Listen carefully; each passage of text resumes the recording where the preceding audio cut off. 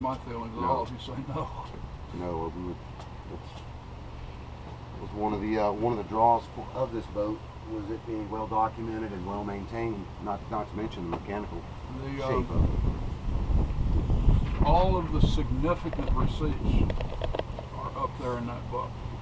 Now, like if I go to the store and buy a couple of bolts, that ain't in there. But the engine rebuild, when we bought the generator, when we bought the controls, all that stuff, significant receipts are up there. You got to do some of this to find it, but it's all there. Right. And you've got the curtain that goes around it. I know it's in pretty bad shape, but we were going to use that. I'm gonna need some help to get it down out of the attic, but I got it. Yeah, we're gonna use it as a pattern. Probably your canvas person will tell you, no, you're not. I'm just going to do it, but you're welcome to it. I've got it. Because the last time we had it done, I told my canvas guy, hey, I've got the old one for a pattern. He says, get out of here. Well, they probably draw up and shrink and all that crap too. They do. They do. And it was cracking and everything else, and that's why we took it off. But like I say, it's up there in the attic, and if you want it, you're welcome to it. And if you say the hell with it, that's okay too. I tried to get the guy that owns the fish box to let me offer it to you, but he says he's got a boat that he's bought and he's coming to get it here next week, so sorry about that. But that fish box that did sit in the back, that had never been on the boat since you've seen it. It's pumping that fish box. It belonged to a friend of mine, and he fished with us all the time. So he sold his boat, but then I told him I had sold my boat, and did he want to let the fish box go, and he said no, because I want to buy another boat. So sorry about that. I tried to get it for you. This is starboard. This stuff, it's indestructible. So originally all these switches were under here, and they were a real pain in the ass to get to. So that's why we put these two panels in. Gotcha. Alright, so don't start the motor while it's running. Yeah, that's the biggest thing. Or else you gotta swap out 60-pound start or something. Well, probably you won't hurt it the first time, but what always scared the daylights out of me was if you knock a tooth off the flywheel. Yeah, it just happens to stop at that tooth.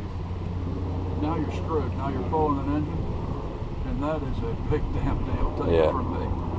Believe it or not, though, with a boom, the proper diameter, the engine will go out through the door, even the right one. But you got to take everything off both sides. The exhaust manifold, the supercharger, all that shit has to come off where you're just pulling the long block. But it will go through the door. You got to take sofa out. Yeah. It comes out pretty easy. So we got used to it when we first got the boat. We said, oh, we're going to move that fucking stop switch, but we never did. Yeah. Where do you normally store your canvas there whenever you're underway? Well, normally, because we're 100% of the time, or 90% of the time coming back here, it's up there in the yard. For you to go, we probably ought to take it up in the yard and roll it up and tie it up and put it in make it into a bundle. It's a little more manageable than that. But we normally, when we go to the Bahamas for 2 weeks, we don't take it with us. Really? Okay. The main reason we have it up is because of the teak covering boards. Yeah. Gotcha. And the varnish.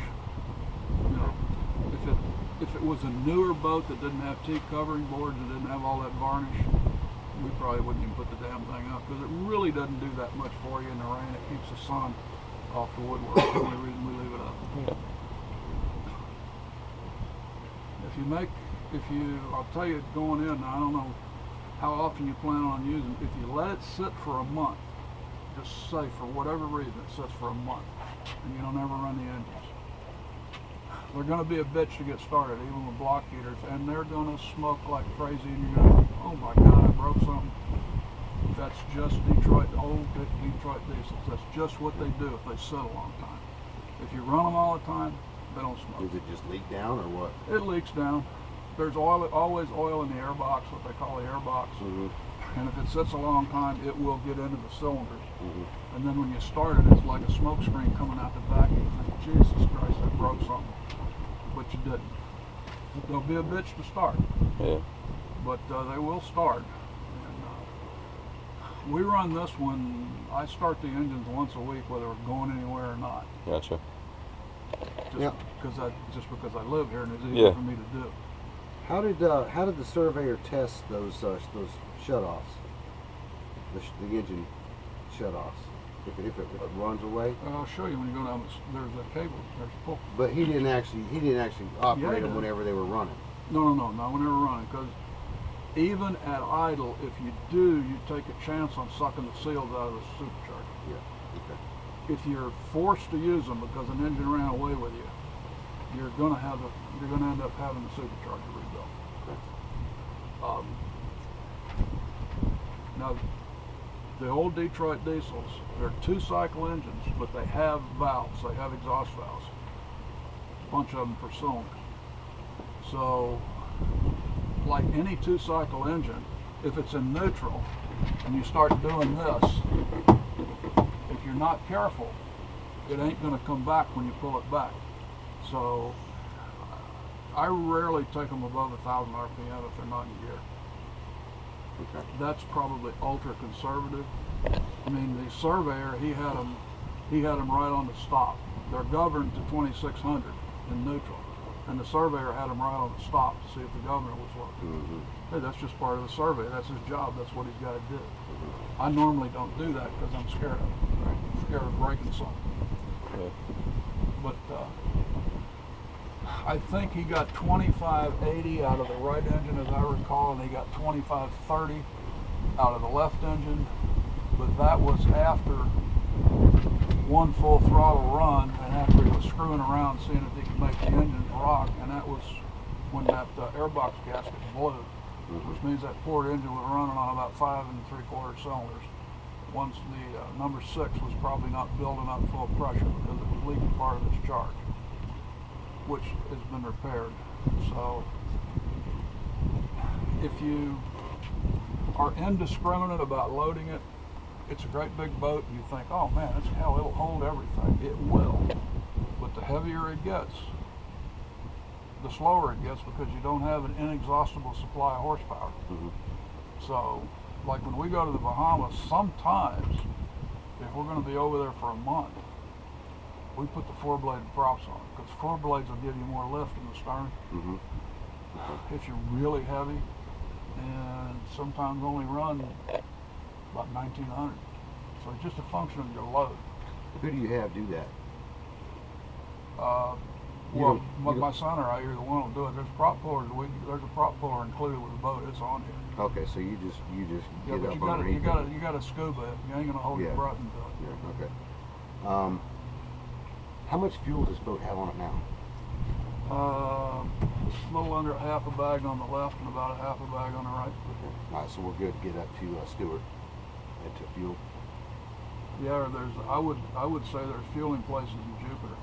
Right Okay. after you go into the US 1 bridge, there's going to be a couple of marinas on your right. Okay. There are no mechanical fuel gauges aboard, and electrics are. I trust electric fuel gauges just so far. Okay. But Jupiter is 9 miles away, Okay. 10 miles away. It's the second bridge you'll go under. In Jupiter, there's 3 bridges. There's the Indiantown Road Bridge, the US 1 bridge, and the other bridge going across to the colony. So right after you go into the US 1 bridge, US 1 bridge runs north and south.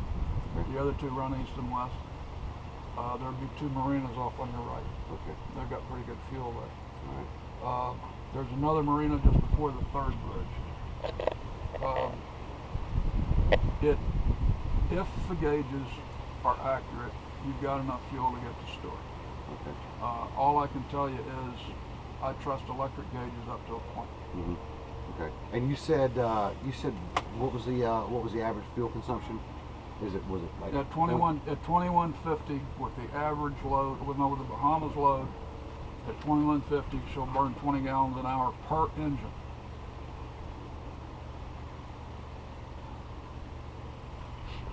No generator. Yeah, that's what a generator runs. Okay. Now, All right. That's an estimate. And what cruising speed is 2150? Depending on your load, the way she's loaded right now, with damn near nothing on it, 2150 would probably be about 24.5 knots. With the average load, it's going to be about 23, 23.2, 24. And it's also functioning now in August and September. It'll be slower because the air is going to be a hell of a lot hotter, Right. and not less dense. Okay. If it's 60 degrees outside, you might get 25 or 25 and a half out of it at 2150. Because of the difference in density of the air. Gotcha. Now, Detroit Diesel will tell you you can run them 90%, 100% of the time. What a lot of people that have got these engines do, and we've never done it, for the load of the day, once they get them warmed up, they'll floorboard them. And let's say that it'll only turn up 2450 because of the load you have on it. They'll take 90% of 2450, and that's where they'll run. And Detroit. So there's no reduction. They say that you don't have to reduce that and run it a lower percentage for us. Detroit will tell you you can run 90% of 90% Okay. of whatever your rated maximum RPM is 100% of the time. That's always seemed rather extreme to us. We've never done it because we've always said, okay, if we do that, we get another knot out of it, which is 1.15 miles per hour faster. Big fucking deal. I mean, if it was the difference between 23 knots and 33 knots, damn well do it. But we just never done it. Okay.